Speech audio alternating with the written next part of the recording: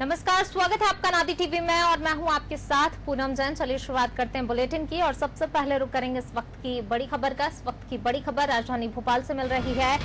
मध्य प्रदेश में लगातार कोरोना का संक्रमण बढ़ रहा है। 24 घंटे में अगर बात की जाए तो 704 नए कोरोना पॉजिटिव मरीज मिले। ये 24 घंटों के आंकड़े हैं। भोपाल में 128, इंदौर में 129, ग्वालियर में 162 नए मरीज मिले हैं। तो 100 से ऊपर ही तीनों जगह की अगर बात की जाए तो 100 से ऊपर ही आंकड़े हैं। 24 घंटों के ये आंकड़े हैं। तो लगातार कोरोना का संक्रमण बहुत तेजी से मध्य प्रदेश में बढ़ रहा है। हालांकि रिकवरी रेट भी मध्य प्रदेश का अच्छा है, लेकिन फिर भी जिस तरीके से आंकड़े बढ़ रहे हैं, सरकार इतने प्रयास कर रही है, उसके बाद आंकड़े जिस तरह से बढ़े हैं वो काफी चिंता का विषय है। भोपाल में लगातार दूसरे दिन भी 100 से ज्यादा केस मिले हैं। कोरोना संक्रमितों की संख्या अब भोपाल में 4000 के पार पहुंच गई है। राजधानी में पिछले 6 दिनों की बात करें तो 6 दिन में 612 संक्रमित मरीज मिले हैं। प्रदेश में कोरोना संक्रमितों की संख्या 21,082 हो गई है। 387 मरीज स्वस्थ होकर डिस्चार्ज भी हुए हैं। प्रदेश में कोरोना के 5,870 एक्टिव केस हैं। तो ये मध्य प्रदेश में लगातार जिस तरीके से कोरोना का संक्रमण बढ़ रहा है, कोरोना संक्रमण से अब तक 698 मरीजों की मौत हुई है। टीकमगढ़ से बीजेपी विधायक राकेश गिरी भी कोरोना पॉजिटिव हैं। उनकी पत्नी और बेटे भी कोरोना पॉजिटिव पाए गए हैं। टीकमगढ़ में अब तक 9 मरीज मिले हैं। मंत्रालय में भी कोरोना का साया है। 50 दिन में अब तक 20 संक्रमित मिल चुके हैं। 2 लोगों की कोरोना संक्रमण से मौत हो गई है।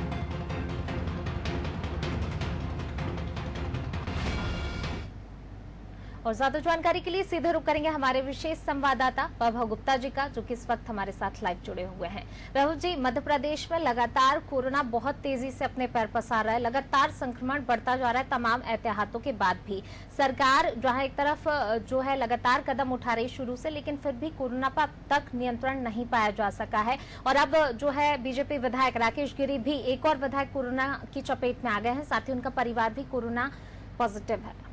बिल्कुल पूनम, अब तक 6 विधायक तो वैसे भी कोरोना पॉजिटिव पाए जा चुके थे। हालांकि सभी स्वस्थ हो चुके हैं। इसके साथ भी जो 7वें विधायक हैं राकेश गिरी, वो भी कोरोना पॉजिटिव पाए गए हैं। उनका इस वक्त अस्पताल में इलाज चला। इसके साथ ही लगातार पूरे ही मध्य प्रदेश में कोरोना का संक्रमण तेजी से फैल रहा है।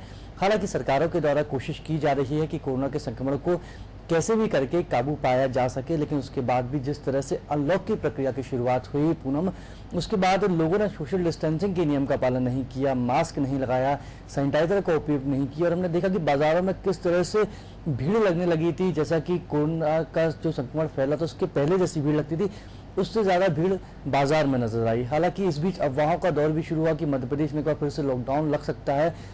ये सवाल भी गृह मंत्री नरोत्तम मिश्रा से पूछा गया कि बाजार में ऐसी अफवाह है कि मध्य प्रदेश में एक बार फिर से लॉकडाउन लग सकता है। तो उन्होंने कहा कि जिला स्तर पर क्राइसिस मैनेजमेंट ग्रुप की बैठक होती है। उस बैठक की से जो अनुशंसा होती है वो फाइल गृह मंत्रालय के पास आती है। उसके बाद ही लॉकडाउन को लेकर कोई फैसला लिया जाता है। लेकिन फिलहाल लॉकडाउन पूरे देश में लगना, इस संबंध में कोई भी फाइल मेरे पास नहीं आई है। इस बीच राजधानी भोपाल में पिछले 6 दिनों में 612 कोरोना पॉजिटिव मरीज पाए गए हैं। तो स्पष्ट है कि राजधानी भोपाल में किस तरह से प्रतिदिन 100 से ज्यादा कोरोना पॉजिटिव मरीज मिल रहे हैं। इससे जो परेशानी है, इससे जो कोरोना संक्रमण फैलने की रफ्तार है, उसका अंदाजा सहज ही लगाया जा सकता है। ग्वालियर के में, मुरैना में, इसके साथ ही इंदौर में भी तेजी से कोरोना का संक्रमण फैल रहा है। पूरे मध्य प्रदेश में अब तक 21,000 से ज्यादा कोरोना पॉजिटिव मरीजों की संख्या पहुंच चुकी है। हालांकि एक सुखद खबर भी है इस बीच कि कोरोना पॉजिटिव मरीज ठीक भी होकर अपने घरों की ओर वापस लौट रहे हैं। और जो एक्टिव मरीज हैं, करीब 6,000 एक्टिव मरीज हैं वर्तमान में इस वक्त हैं। हालांकि जो सरकार है, सरकार के द्वारा 80,000 कोरोना बेड की व्यवस्था की गई थी, लेकिन जो इस हिसाब से देखा जाए तो केवल 21,000 कोरोना पॉजिटिव मरीज ही अब तक मध्य प्रदेश में, उनकी जानकारी सामने आ चुकी है। इस बीच सरकार के द्वारा जिस तरह से मुख्यमंत्री शिवराज सिंह चौहान कल उज्जैन गए थे, आज भी वो प्रदेश भर के लगातार दौरे कर रहे हैं, कोरोना को लेकर अधिकारियों के साथ बातचीत कर रहे हैं। स्वास्थ्य मंत्री प्रभुराम चौधरी ने भी चिरायू कोविड सेंटर का दौरा किया था। वहां पर उन्होंने वीडियो कॉन्फ्रेंसिंग के जरिए कोरोना पॉजिटिव जो मरीज जो कि अस्पताल में भर्ती है उनसे भी बातचीत की थी। इसके साथ ही पूरे मध्य प्रदेश में संडे को लॉकडाउन लगाया जाता है और जिस तरह से शिवपुरी में वर्तमान में लॉकडाउन लगा हुआ है, ग्वालियर में भी लॉकडाउन लगा हुआ है, तो सरकार के द्वारा कोशिश की जा रही है कि कोरोना के संक्रमण पर काबू पाया जा सके। मुख्यमंत्री शिवराज सिंह चौहान ने भी कहा था कि कोरोना को हम कंट्रोल करने की स्थिति में पहुंच गए हैं, लेकिन जनता को जागरूक होना होगा। कोरोना के संक्रमण को रोकने को लेकर सरकारों का जनता को भी साथ देना होगा। सोशल डिस्टेंसिंग के नियम का उन्हें पालन करना चाहिए। इसके साथ ही जब भी वो भीड़ वाले इलाके में जाएं, अपने चेहरे पर मास्क लगाएं और घर जब भी आए तो सैनिटाइजर का इस्तेमाल जरूर करें।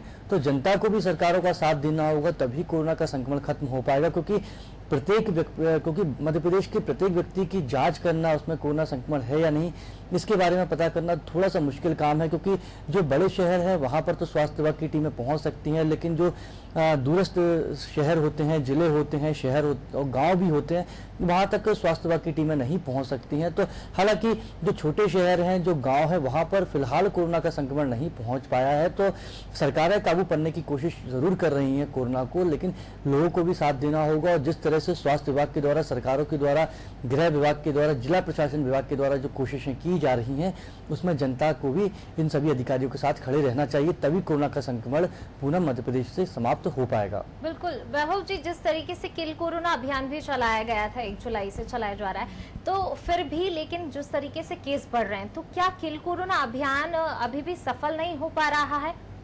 पूनम, किल कोरोना जो अभियान चलाया गया था वो 1 से 15 जुलाई के बीच चलाया गया था, जिसके तहत जो कंटेनमेंट एरियाज होते हैं वहां पर स्वास्थ्य विभाग की टीम पहुंची थी और प्रत्येक घर के प्रत्येक व्यक्ति की स्वास्थ्य की गहन जांच की गई थी। कोरोना के अलावा और भी कई अगर बीमारी उस व्यक्ति में पाई जाती है तो उसको अस्पताल में भर्ती कराया गया था।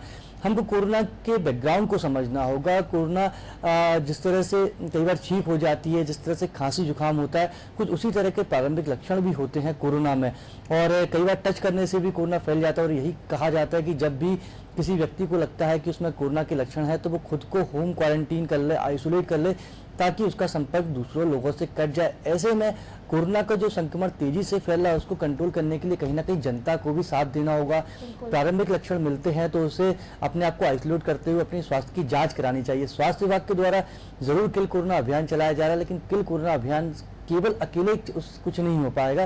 जब जनता साथ देगी तभी संक्रमण समाप्त हो पाएगा। जी बाबू जी, आप बने रहिए हमारे साथ, मैं लौटूंगी आपके पास। तो बिल्कुल कोरोना का संक्रमण जिस तरीके से बढ़ रहा है लगातार, उसको लेकर जनता को खुद जागरूक होना होगा, क्योंकि सरकार अपनी तरफ से तमाम प्रयास कर रही है, वहीं जनता को अपनी तरफ से भी प्रयास करने होंगे। चलिए बढ़ेंगे अगली खबर की ओर। इस वक्त की अगली खबर राजधानी भोपाल से ही मिल रही है।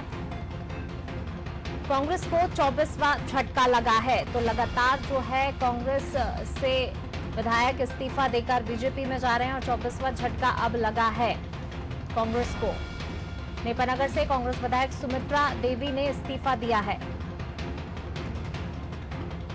भाजपा में शामिल हुई हैं सुमित्रा देवी कांग्रेस से इस्तीफा देकर। अब प्रदेश की 26 विधानसभा सीटें रिक्त हो गई हैं। तो 26 सीटों पर अब उपचुनाव होंगे। भाजपा में शामिल हो गई हैं सुमित्रा देवी। सप्ताह के भीतर इस्तीफा देने वाली सुमित्रा दूसरी कांग्रेसी विधायक है। सुमित्रा को निगम मंडल में जगह दी जा सकती है। तो कांग्रेस को लगातार एक के बाद एक सप्ताह के अंदर ये 2 झटके, पहले जो है प्रद्युम्न सिंह लोधी और अब सुमित्रा देवी इस्तीफा दे चुके हैं। ये दोनों बीजेपी में शामिल हो गए हैं। तो लगातार जो है कांग्रेस को मध्य प्रदेश में एक के बाद एक झटके लगते जा रहे हैं। प्रदेश की 26 विधानसभा सीटें रिक्त हो गई हैं। अब 26 विधानसभा सीटों पर उपचुनाव होने हैं।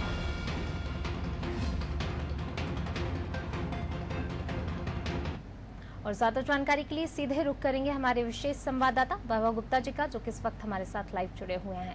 वैभव जी, कांग्रेस को एक और झटका लगा है, ये 24वां झटका है। अब मध्य प्रदेश में जो है 26 विधानसभा सीटों पर उपचुनाव होंगे।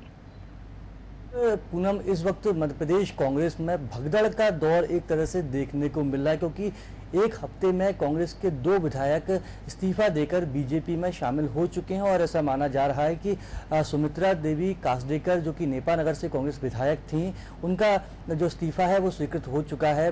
विधानसभा सचिवालय ने भी इसकी पुष्टि कर दी। इसके साथ ही प्रोटेम स्पीकर रामेश्वर शर्मा ने भी उनके इस्तीफे की बात को स्वीकार कर लिया, उनके इस्तीफे को स्वीकृत भी कर दिया है। तो बेहद महत्वपूर्ण है कि एक हफ्ते में जिस तरह से हमने देखा था, एक हफ्ते पहले बड़ा मलहरा के जो विधायक है प्रद्युमन सिंह लोधी, वो भी बीजेपी में शामिल हुए थे और उनको निगम मंडल में अध्यक्ष का दर्जा दिया गया था। उसके साथ ही कल जो नेपा नगर की कांग्रेस विधायक थी सुमित्रा देवी कासडेकर, वो भी बीजेपी में शामिल हो गई हैं। कल 7 बजे के वक्त बीजेपी कार्यालय में उन्होंने मुख्यमंत्री शिवराज सिंह चौहान, प्रदेश अध्यक्ष बीडी शर्मा, इसके साथ ही मंत्री अरविंद भदौरिया की मौजूदगी में बीजेपी की सदस्यता दी। उस वक्त आरोप भी लगाया सुमित्रा देवी कासडेकर ने कि पिछले 15 महीने में मैं एक ट्रांसफर तक नहीं करा पाई हूँ, मुझे घुटन महसूस हो रही थी कांग्रेस में, इसलिए मैंने बीजेपी का दामन थामा है।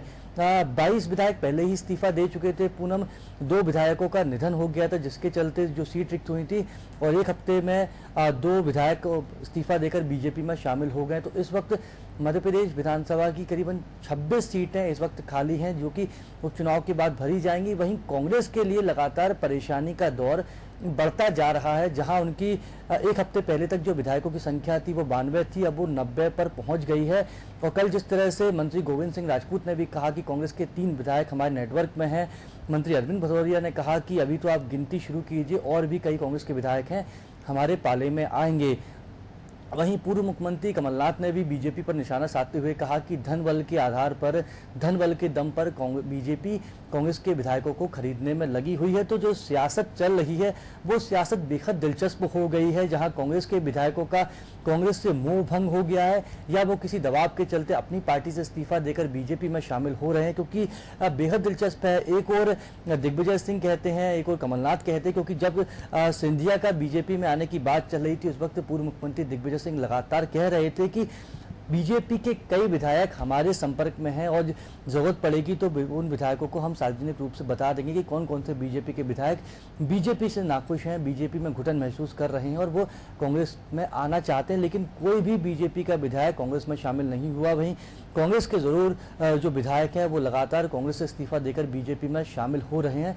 तो बेहद महत्वपूर्ण हो जाएगा कांग्रेस के लिए कि वो अपने विधायकों को किस तरीके से रोक पाती, क्योंकि अगर इसी तरीके से अगर मंत्री गोविंद सिंह राजपूत की बात को सही माना जाए, मंत्री अरविंद भदौरिया की बात को सही माना जाए, गोविंद सिंह राजपूत कह रहे हैं कि 3 विधायक कांग्रेस के हमारे नेटवर्क में है, अरविंद भदौरिया भी कुछ इसी तरह की बात कर रहे हैं। अगर ऐसा होता है तो कहीं ना कहीं स्पष्ट हो जाएगा कि कांग्रेस का जो संगठन है, कांग्रेस में जो आपसी गुटबाजी है वो समाप्त नहीं हुई है। कांग्रेस के विधायकों का कांग्रेस पर ही, कांग्रेस के राष्ट्रीय आलाकमान पर भरोसा नहीं है और यही कारण है कि वो बीजेपी का दामन थाम रहे हैं।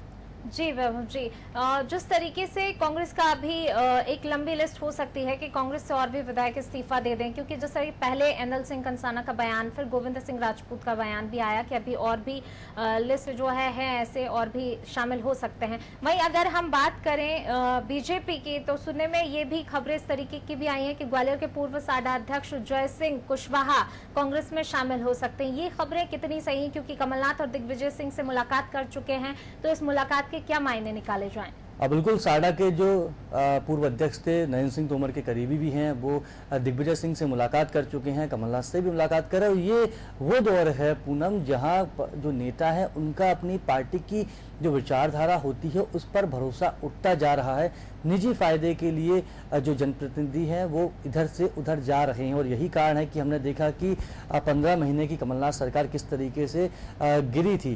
तो जो राजनीतिक विचारधाराएं होती हैं वो कहीं ना कहीं कम होता जा रहा है और साडा के पूर्व अध्यक्ष अगर कांग्रेस में शामिल होते हैं तो बीजेपी के लिए बड़ा झटका माना जाएगा, नरेंद्र सिंह तोमर के लिए भी बड़ा झटका माना जाएगा, क्योंकि केंद्रीय मंत्री हैं वर्तमान में नरेंद्र सिंह तोमर और उनके खास समर्थक अगर कांग्रेस का दामन थाम लेंगे तो स्पष्ट है कि कहीं ना कहीं नरेंद्र सिंह तोमर की जो राजनीति है, जो सियासत है, उनके ही क्षेत्र में कम हो रही है और जो भी कांग्रेस है नरेंद्र सिंह तोमर के क्षेत्र में सेंध लगाने में कामयाब हुई है। तो मुलाकात जरूर कर चुके हैं साडा के पूर्व अध्यक्ष। अब देखना होगा कि साडा के पूर्व अध्यक्ष अंतिम फैसला कब लेते हैं, कब वो बीजेपी को छोड़कर कांग्रेस में शामिल होते हैं, तभी इन खबरों की पुष्टि हो पाएगी। क्योंकि सियासत में नेता एक दूसरी पार्टियों के नेताओं से मुलाकात करते रहते हैं, लेकिन जब तक दूसरी पार्टी का दामन ना थाम ले, इनके बारे में कुछ भी कहना जल्दबाजी होती है। जी वैभव जी, आप बने रहिए हमारे साथ, मैं लौटूंगी आपके पास। तो बिल्कुल ये कांग्रेस को 24वां झटका लगा है। लगातार अब जोड़ तोड़ की सियासत ही कही जा सकती है जिस तरीके से अभी हालात बने हुए हैं। चलिए बढ़ेंगे अगली खबर की ओर। इस वक्त की अगली खबर राजधानी भोपाल से मिल रही है। अपने अपने इलाकों में एसडीएम नजर रखेंगे अब। तो भोपाल से खबर आपको बता रहे हैं, बड़ी प्रतिमाएं बनाने वाले और ऑर्डर देने वालों की जो है एक लिस्ट बनेगी। शहर में विभिन्न धार्मिक समारोह के लिए बड़ी मूर्तियां नहीं बनेंगी। मूर्तिकार बड़ी प्रतिमाएं बनाता है तो उसे रोकने का काम किया जाएगा। जिला प्रशासन के संबंधित क्षेत्र के अधिकारी जो है ये काम करेंगे, मूर्तिकारों से शपथ पत्र भरवाएंगे। तो एसडीएम अपने अपने इलाकों में नजर रखेंगे। भोपाल से खबर, बड़ी प्रतिमाएं बनाने वाले और ऑर्डर देने वालों की लिस्ट बनेगी। शहर में विभिन्न धार्मिक समारोह के लिए बड़ी मूर्तियां नहीं बनेंगी।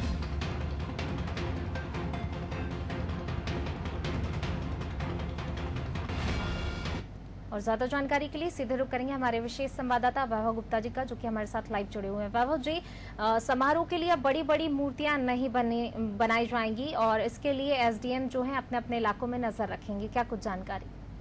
बिल्कुल पूनम, कोरोना का संक्रमण फिलहाल काबू में नहीं पाया जा सका है और इसके साथ ही धार्मिक उत्सवों की शुरुआत होने वाली है। ऐसे में गृह विभाग के द्वारा एक एडवाइजरी जारी की गई थी जिसके में स्पष्ट रूप से कहा गया था कि गणेश चतुर्थी के अवसर पर जो बड़ी बड़ी प्रतिमाएं लगती थीं, बड़े बड़े पंडाल देखने को मिलते थे, बड़ी संख्या में गजानन की भक्त उनके दर्शन करने के लिए इन झांकियों में पहुंचते थे, तो इस बार ऐसा नहीं हो पाएगा क्योंकि सोशल डिस्टेंसिंग का जो नियम है उसका पालन नहीं हो पाएगा। इसलिए जो लोग हैं जो गणेश जी की आराधना करना चाहते हैं वो छोटी प्रतिमाओं को घरों में स्थापित करें, उनकी आराधना करें। तो इसको लेकर जो एसडीएम है वो अपने क्षेत्रों में निगाहें जमाए रखेंगे, लगातार निगरानी भी करेंगे और मूर्तिकारों से भी शपथ पत्र भरवाया जाएगा कि इस बार वो बड़ी मूर्तियां नहीं बनाएंगे।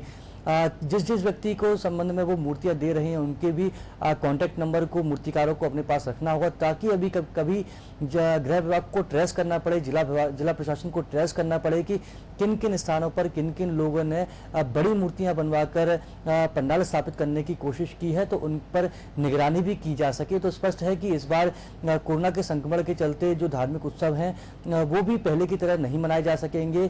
जो भक्त हैं उनको छोटी प्रतिमाएं अपने घरों में स्थापित करनी होगी। यही कारण है कि एसडीएम को इस बात का जिम्मा सौंपा गया है कि कोरोना के संक्रमण पर भी आपको काबू पाना, इसके साथ ही मूर्तिकार किस साइज की मूर्तियां बना रहे हैं, कौन कौन से लोग मूर्तियां खरीदने के लिए आ रहे हैं, क्या वो पंडाल में मूर्तियों को स्थापित करेंगे, तो इन सबकी जानकारी के संबंध में मूर्तिकार शपथ पत्र भी देगा। जो मूर्ति लेने आएगा उससे पूरी जानकारी भी ली जाएगी ताकि कोरोना के संक्रमण को फैलने से बचाया जा सके। जी वैभव जी, आप बने रहिए हमारे साथ, मैं लौटूंगी आपके पास। तो बिल्कुल आगामी त्योहारों को देखते हुए ये फैसले लिए गए हैं, मूर्तियां बड़ी ना बनाई जाएं, इसके लिए एसडीएम को भी जो है कहा गया है। अब एसडीएम अपने अपने क्षेत्रों में नजर रखेंगे। चलिए बढ़ेंगे अगली खबर की ओर। इस वक्त की अगली खबर भोपाल से, नाबालिगों के यौन शोषण का मामला। भोपाल से खबर आपको बता रहे हैं, प्यारे मियां पर 25 साल से 10 करोड़ से ज्यादा आयकर बकाया है। जमीन हड़पने, बेनामी कमाई की शिकायतों के बाद जो है ये छापा पड़ा था, कार्रवाई भी की गई थी। कई साल से रिटर्न नहीं भरा गया था। पिछले साल रिटर्न भरा, आय दिखाई सिर्फ 6,17,000 रुपए। इनकम टैक्स की भोपाल यूनिट पुराना केस खोलने की भी तैयारी में है। अब तो नाबालिगों के यौन शोषण का मामला है। प्यारे मियां पर 25 साल से 10 करोड़ से ज्यादा आयकर बकाया है। और ज्यादा जानकारी के लिए सीधे रुख करेंगे हमारे विशेष संवाददाता वैभव गुप्ता जी का, जो कि हमारे साथ लाइव जुड़े हुए हैं। वैभव जी, प्यारे मियां पर पहले कई कार्रवाई हो चुकी हैं और अब जिस तरीके से ये भी खबर निकल कर आई है कि उन पर आयकर बकाया है, क्या कुछ जानकारी? यौन शोषण मामले के मुख्य आरोपी प्यारे मियां को लेकर लगातार कार्रवाई की जा रही है और अब जो जानकारी सामने आई है उसके मुताबिक 10 करोड़ रुपए से ज़्यादा का आयकर प्यारे मियाँ को जमा कराना है, लेकिन उन्होंने अब तक आयकर जमा नहीं कराया है। 1995-96 में ज़रूर इनकम टैक्स का छापा आयकर प्यारे मियाँ के दफ्तरों पर मारा गया था। उसके बाद पिछले कुछ ही सालों से प्यारे मियाँ ने कुछ लाख रुपए मात्र इनकम टैक्स भरा है। तो ऐसे में भोपाल की जो इनकम टैक्स की विंग है उसने प्यारे मियाँ की जितनी भी प्रॉपर्टीज़ हैं उनके बारे में जानकारी खंगालने की शुरुआत कर दी है, क्योंकि इनकम टैक्स की 10 करोड़ रुपए की राशि बकाया है, उसे भी वसूलने की तैयारी अब इनकम टैक्स के विभाग के द्वारा की जाएगी। वहीं पुलिस प्रशासन के द्वारा भी रिमांड मांगी गई थी, 5 दिन की रिमांड को स्वीकृत कर दिया गया है। तो अब रिमांड के दौरान प्यारे मियाँ से क्या जानकारी पुलिस निकाल पाती है ये भी बेहद महत्वपूर्ण होगा, क्योंकि लगातार नई नई जानकारियाँ प्यारे मियाँ के मामले में सामने आ रही हैं। जिस तरह से कल इंदौर से खबर आई कि प्यारे मियाँ जो यौन शोषण की पीड़िता है उसको लेकर वो दूसरे देशों की यात्रा करने भी गए थे और उससे प्यारे मियाँ से कई तरह के ये भी सवाल पूछे जा रहे हैं कि प्यारे मियाँ का श्रीनगर से कनेक्शन क्या है, क्योंकि पूनम हम जिस तरह से देखते हैं कि जो आरोपी होते हैं वो अपनी फरारी काटने के लिए दिल्ली, मुंबई के साथ ही गुजरात का रुख करते हैं, लेकिन अब तक ऐसा कोई मामला सामने नहीं आया था कि श्रीनगर कोई आरोपी फरारी काटने के लिए जा रहा है। तो ऐसे में कोई पाकिस्तान का कनेक्शन तो नहीं है, कोई अन्य देश का कनेक्शन तो नहीं है। इसके बारे में भी रिमांड के दौरान जानकारी लेने की कोशिश की जाएगी। बार बार दुबई जाते थे प्यारे मियाँ, तो प्यारे मियाँ का दुबई से कनेक्शन क्या था और दुबई में उनकी प्रॉपर्टीज़ क्या, इसके साथ ही और कौन कौन से रसूखदार लोग प्यारे मियाँ के साथ मिलकर यौन शोषण की गतिविधियों में लिप्त थे, उनकी भी जानकारी निकालने की कोशिश की जा रही है। और कल जिस तरह से प्यारे मियाँ अदालत में पहुंचे थे, पुलिस की टोपी उनके सर पर नजर आई थी, तो हालांकि पुलिस के द्वारा सफाई दी गई है कि भीड़ से बचाने के लिए सिपाहियों ने टोपी पहना दी थी, ड्राइवर की टोपी को पहना दिया गया। तो लेकिन तमाम तरह के आरोप हैं जिस पर कार्रवाई भी जारी है। रिमांड के दौरान सभी तरह के जो सवाल हैं वो पूछने की कोशिश पुलिस के द्वारा की जा रही है। और अब देखना होगा कि इनकम टैक्स के द्वारा जो 10 करोड़ रुपए की रिकवरी निकालने की बात की जा रही है उस रिकवरी को वापस वसूलने के लिए इनकम टैक्स विभाग क्या करता है। जी वैभव जी, शुक्रिया इस तमाम जानकारी को साझा करने के लिए। तो बिल्कुल प्यारे मियाँ के खिलाफ जो है अब जांच और तेज हो गई है। जिस तरीके से आयकर जो रिटर्न नहीं भरा था उसको लेकर भी अब इनकम टैक्स विभाग भी सख्त हो गया है। और वहीं पुलिस की बात करें तो पुलिस ने रिमांड जो मांगी थी, अब पुलिस और जानकारी भी जुटाएगी। चलिए फिलहाल इस बुलेटिन में बस इतना ही, मुझे दीजिए इजाजत। लगातार खबरों के लिए बने रहिए अनादि टीवी के साथ। नमस्कार।